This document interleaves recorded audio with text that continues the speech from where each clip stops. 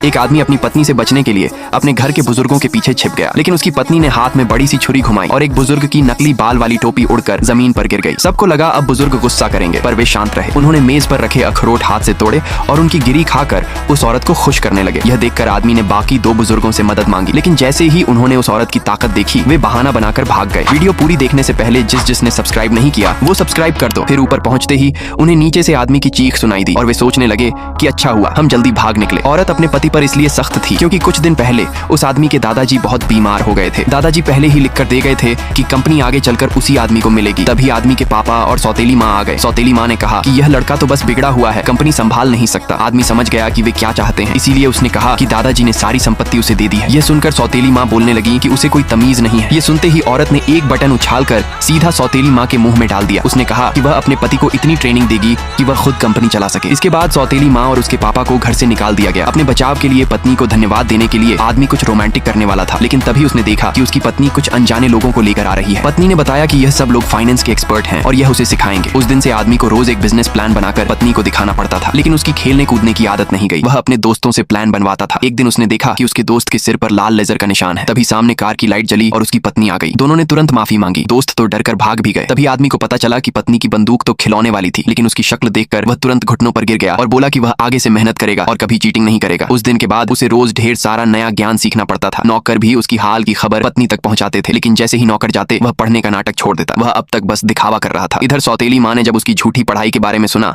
तो उसने एक चाल चली। उसने एक अमीर आदमी को फोन किया जिसने मजबूरी में शादी की थी और उसे प्रपोज करने को कहा। वह उसे बहुत गुलाबी गुलाब लाया क्योंकि उसे पता था कि वह औरत गुलाबी गुलाब पसंद करती है, लेकिन उसे क्या पता था कि वह औरत अपने पति के साथ आएगी। जैसे ही वह घुटनों पर बैठा उसने देखा कि सामने तो पति खड़ा है। वह तुरंत उठ गया। आदमी ने उसका मजाक उड़ाते हुए कहा कि यह गुलाब कितने सस्ते लगते हैं। फिर उसने अपनी पत्नी को दिए गए फूल दिखाए जो पूरे के पूरे अमेरिकी डॉलर से बने थे।